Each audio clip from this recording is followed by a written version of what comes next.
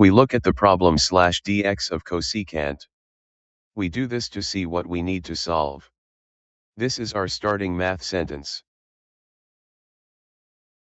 We identify that cosecant is trigonometric reciprocal function. We do this to know which rules to use later. This tells us how the parts of the math sentence work. We plan to rewrite cosecant as 1 divided by sine and then use the quotient rule. We do this to make the problem easier to solve. The quotient rule is a specific way to find the derivative of one fraction divided by another. We rewrite the expression as /dx of 1 divided by sine. We do this to change the look of the function.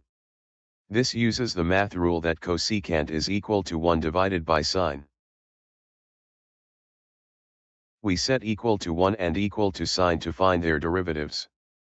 We do this to get the pieces ready for the quotient rule. The derivative of 1 is 0 and the derivative of sine is cosine. We apply the quotient rule by writing 0 times sine minus 1 times cosine all over sine squared. We do this to follow the formula for fraction. The rule says we take the derivative of the top times the bottom minus the top times the derivative of the bottom, then divide by the bottom squared. We simplify the top part of the fraction. We do this to make the math sentence shorter. 0 times sine is 0 and -1 times cosine is negative cosine. We write the new expression as negative cosine divided by sine squared. We do this to clean up the fraction. This follows from the math we just did in the top part. We split the fraction into -1 divided by sine times cosine divided by sine. We do this to prepare for the final step.